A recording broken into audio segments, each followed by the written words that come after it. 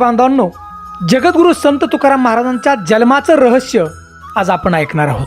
जगद्गुरु संत तुकाराम महाराजांचा जन्म म्हणजे प्रत्यक्ष पांडुरंगानं दिलेला हा प्रसाद आहे त्यांच्या आईवडिलांना. रहस्यमय अशी गोष्ट खरीखुरी आज आपण ऐकणार आहोत. हा व्हिडिओ ऐकल्यानंतर अक्षरशः आपल्या डोळ्यात पाणी येईल की भक्ती निस्वार्थपणे करावी कशी. आणि बांधवांनो, त्यासाठी हा व्हिडिओ शेवटपर्यंत आपण नक्की ऐका. आणि ऐकल्यानंतर जय जय राम कृष्ण हरी अशी एक कमेंट आम्हाला नक्की द्या. मराठी कथाकथन चॅनलमध्ये आपलं मनापासून सहर्ष स्वागत आहे. तर बांधवांनो, संत तुकाराम महाराज यांचं गाव देहू आपल्या सगळ्यांना माहिती. पुण्याजवळ इंद्राणीच्या काठी छोटंसं गाव. संत तुकाराम महाराज नेहमी म्हणायचे, धन्य देहू गाव, पुण्यभूमी ठाव, तेथे नांदे देव पांडुरंग. तर बांधवांनो, तुकाराम महाराजांचे 8 पिढ्या ह्या वारकरी संप्रदायामधले आहेत. बघा, 8 पिढ्या. 8 पिढ्यांनी पंढरीच्या पांडुरंगांची निस्वार्थपणे सेवा केली. आणि त्यांच्या 8व्या पिढीतले पूर्वज म्हणजे विश्वंभर बाबा, अफाट भक्ती पांडुरंगात. संत ज्ञानेश्वर माऊली, संत नामदेव यांच्या वेळेचे म्हणजे समकालीन विश्वंभर बाबा. वारकरी संप्रदायाच्या या प्रसारामध्ये फार मोठा त्यांचा हात होता, मोठी भूमिका होती. आणि बांधवांनो, विश्वंभर बाबांची 2 मुलं हरी आणि मुकुंद. तर बांधवांनो, विश्वंभर बाबांची एवढी अफाट भक्ती पांडुरंगात, अफाट भक्ती की प्रत्यक्ष पांडुरंगाला पंढरपूर सोडून देहूला यावं लागलं. एवढी अफाट भक्ती पांडुरंगात. आणि देहूला आल्यानंतर प्रत्यक्ष पांडुरंगाने सांगितलं, मी अमराईमध्ये आहे. स्वप्नात आले देव. आणि मग विश्वंभर बाबा गावकऱ्यांना घेऊन त्या ठिकाणी गेले आणि प्रत्यक्षात त्या ठिकाणी पंढरीच्या पांडुरंगाच्या मूर्ती सापडल्या. आणि सुंदर असं मंदिर देहूच्या काठी बांधलं. बांधवांना आजही भव्य असं मंदिर त्या ठिकाणी उभं आहे. प्रत्यक्ष पांडुरंग त्या ठिकाणी आहेत.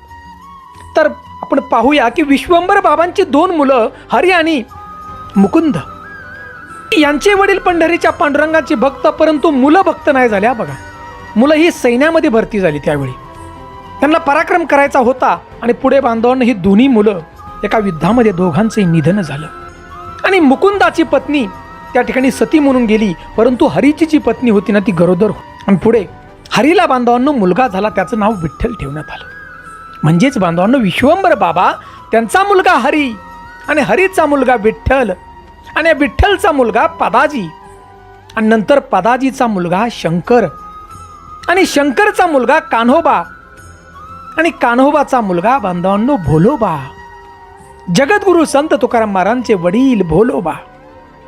आणि नंतर बांधवांनो पुढे भोलोबांना 3 मुलं झाली, सावजी, संत तुकाराम महाराज आणि कान्होबा. म्हणजेच बांधवांनो आजोबांचं नाव हे कान्होबा ठेवण्यात आलं. परत जगद्गुरु संत तुकाराम महाराजांचा जन्म 1608 साली झाला. जगद्गुरु संत तुकाराम महाराज 22 वर्षाचे होते त्यावेळी छत्रपती शिवाजी महाराजांचा जन्म झाला. तर बांधवांनो, सुंदर अशी गोष्ट ऐकणार आहोत की जगद्गुरु संत तुकाराम महाराजांचा जन्म म्हणजेच पंढरीच्या पांडुरंगाचा प्रसाद.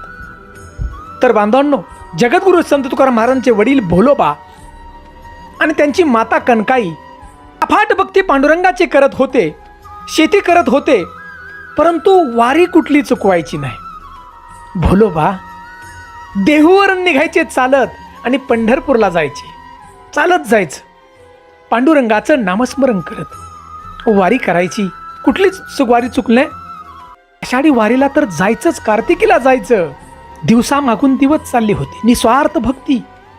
बांधवांनो, ध्यान देऊन ऐका. भोलोबा ज्या वेळेला पंढरपूरला जायचे, वारीला पोचायचे, त्या ठिकाणी मंदिरात गेल्यानंतर पांडुरंगाच्या पायाची नतमस्तक व्हायचं, परंतु देवाला काहीच मागायचं नाही आणि माघारी निघायचं. परंतु ज्या वेळेला भोलोबा मंदिरात जायचे त्यावेळेला पंढरीच्या पांडुरंगाची मान ही झुकलेली असायची. भोलोबा मंदिरातून बाहेर पडले की देवाची मान सरळ व्हायची. त्याच वेळी रुक्मिणी मातेनं विचारलं, देवा, या मंदिरामध्ये लाखो भक्त येतात, त्यावेळेला तुमची मान वर असते, परंतु हा भोलोबा भक्त ज्या वेळी येतो ना त्यावेळेला तुमची मान का बरं झुकलेली असते? पांडुरंगानं सांगितलं, रुक्मिणी, या मंदिरामध्ये जो भक्त येतोय तो काहीतरी मला मागतोय, परंतु असा एकमेव माझा भक्त आहे भोलोबा की मला आजपर्यंत काहीही भोलोबाने मागितलं नाही. त्यामुळं भक्तीचं कर्ज माझ्यावरती झालंय आणि या कर्जानं मी वाकलोय ग, असं आपल्या पत्नीला देवानं सांगितलं. विचार करा, एवढी अफाट भक्ती भोलोबांची होती. दिवसामागून दिवस चालले होते. प्रत्येक ज्या वेळेला वारी यायची त्यावेळेला कनकाई म्हणायची, अहो मालक, मला सुद्धा पंढरपूरला यायचे धनी, येऊ द्या ना मला. भोलोबा कनकाईला घेऊन जात नव्हती वारीला. त्याचं बांधवांनो रहस्य की कनकाई देवासमोर काहीतरी मागील म्हणून आपल्या पत्नीला घेऊन जात. 11 वर्षाचा काळ निघून गेला. 11 वर्ष बघा वारी झालती, परंतु पत्नीला नेलं नव्हतं, कारण पत्नी काहीतरी मागेल. 12वी वारी जवळ आली आषाढी. कनकाई मातेनं त्या ठिकाणी हट्ट पकडला, धनी एवढ्या दिवस तुम्ही मला वारीला घेऊन गेला नाही, परंतु या वारीला मला यायचेच, असा हट्ट पकडला. त्यावेळी भोलोबाने सांगितलं, कनकाई तुला यावेळेस मी वारीला नक्की घेऊन जाणार. आणि त्यावेळी 12वी वारी आषाढीची आली. दोघही पती पत्नी वारकऱ्यांच्या बरोबर पंढरपूरच्या दिशेने निघाली. पांडुरंगाचं नामस्मरण. देहूवरून मजल दर मजल करत पंढरपूरला ही दोघी पोचल्या. पंढरपूरला गेल्यानंतर सगळीकडे गजर चालला होता पांडुरंगाच्या नामाचा.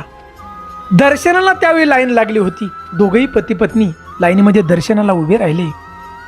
भोलोबांनी आपल्या पत्नीला सांगितलं, कनकाईला, बघा मी तुला परत सांगतोय की मंदिरात गेल्यानंतर देवाला काही मागायचं नाही. कनकाईने सांगितलं, मालक नाही मागणार हो. तर बांधवांनो, भोलोबांनी हे सगळं सांगूनच घरून आणले वारीला कनकाईला की मागायचं काय नाही, तरच तुला घेऊन जातो. हळूहळू लाईन पुढं सरकत होती. गर्दी भरपूर होती. आणि कनकाईचं लक्ष जे होतं ती मंदिराच्या आवारात असणारी दुकानं, बांगड्या, मागायचं नाही. भांडी, खेळणी अशी त्या ठिकाणी दुकानं होती, लक्ष होती. आणि अशातच बांधवांनो त्या ठिकाणी त्या लाईनमध्ये थोडी चुकामुक झाली. भोलोबा पुढे निघून गेले, कनकाई पाठीमागं राहिली. लाईन पुढं पुढं चालली. भोलोबा मंदिरात गेले आणि पांडुरंगाच्या पायाशी नतमस्तक झाली. आणि प्रत्यक्षात त्यावेळी सुद्धा देवानं मान झुकवली. काही मागितलं नाही देवाला भोलोबांनी. आणि भोलोबा पाठीमागच्या दरवाजाने बाहेर निघून आले. आणि नंतर कनकाई माता मंदिरात गेली. परंतु मंदिरात जाताना कनकाईच्या मनात आलं की मला एक सुंदर असा पुत्र प्राप्त व्हावा, सुंदर पुत्र प्राप्त व्हावा. भगवंत तर अंतर्ज्ञानी पांडुरंग की आपल्या भक्ताला काय पाहिजे हे भगवंतानी ओळखलं त्या ठिकाणी. आणि कनकाईला सांगितलं, कनकाई काहीतरी तू माग. कनकाईला पटकन आठवलं, आपल्या धन्यानं सांगितलं की देवाला काही मागायचं नाही. कनकाईने सांगितलं, देवा मला काही नको. परंतु पांडुरंगानं सांगितलं, कनकाई खरंच सांग बरं, तुझ्या मनात काय आहे मी ओळखलंय. त्यावेळी कनकाईने सांगितलं, देवा मला धनसंपत्ती काही नको, परंतु सुंदर असा एक पुत्र प्राप्त व्हावा, ज्ञानी पुत्र प्राप्त व्हावा. भगवंतानी तथास्तु म्हटलं. आणि कनकाई माता मंदिराच्या बाहेर पडली. भोलोबा इकडे काळजीमध्ये होते की पत्नी चुकली, सापडती का नाही. आणि त्याच वेळेस कनकाई पाहत पाहत गेली तर भोलोबा त्या ठिकाणी भेटले. भेटल्याबरोबर भोलोबांनी विचारलं, कनकाई देवाला तर काय मागितलं ना नाही ना तू. त्यावेळी कनकाईने खरं सांगितलं, आपल्या पतीला खोटं बोलले नाहीत. धनी मी धनसंपत्ती देवाला नाही मागितली, परंतु देवानीच मला सांगितलं काहीतरी माग. त्यावेळी फक्त माझ्या मनातली गोष्ट सांगितली की मला एक पुत्र प्राप्त व्हावा. त्याच वेळी भोलोबांना राग आला. भोलोबांनी हाताला धरलं कनकाईला आणि मंदिराकडे खेचत परत.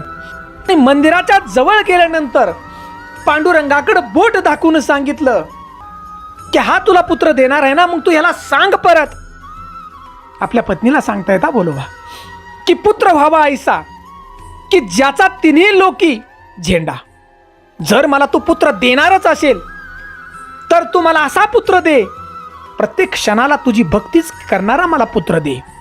आणि बांधवांनो, देवाला सुद्धा हा म्हणावं लागलं. एवढी ताकद त्या ठिकाणी भक्तीची होती. भक्तीची होती ती निस्वार्थ भक्ती होती भोलोबांची बघा, अफाट भक्ती. आणि या भक्ती पोटी बांधवांनो देवाला सुद्धा मान झुकवावं लागत होती. एवढी ताकद भोलोबांची होती बघा भक्तीची. दोघी पती पत्नी आनंदात परत घरी गेले. सगळा प्रवास बांधवांनो चालत होता. भगवंताचं नामस्मरण करता करता घरी गेले. आणि पुढे बांधवांनो कनकाई मातेला पुत्रप्राप्ती झाली. इसवी सन 1608 साली जगद्गुरू संत तुकाराम महाराजांचा जन्म झाला. आणि बांधवांनो कांतशी माती आणि प्रत्यक्षात भगवंतानं दिलेलं वचन होतं बघा. म्हणून जगद्गुरू संत तुकाराम महाराजांनी प्रत्येक क्षण भगवंताच्या भक्तीत घालवला. आणि अखंड या विश्वाच्या कल्याणासाठी अभंगाची गाथा लिहून ठेवली की देवापर्यंत पोचावं कसं, देवाची भक्ती करावी कशी, जातपात न मानता देवाची भक्ती करावी निस्वार्थपणे.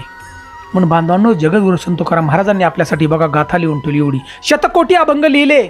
संत नामदेवांचं स्वप्न त्या ठिकाणी पुरं केलं संत तुकाराम महाराजांनी. देव आहे का नाही या प्रश्नाचं उत्तर मिळवलं त्यांनी, प्रत्यक्षात पुरावा. तर बांधवांनो, एवढी संत तुकाराम महाराजांची अफाट भक्ती की हे सगळं स्वप्न त्यांचं पुरं झालं, कार्य संपलं. म्हणून देवाला सांगितलं की माझं कार्य देव आता इथं संपलंय, प्रत्यक्षात तू या ठिकाणी.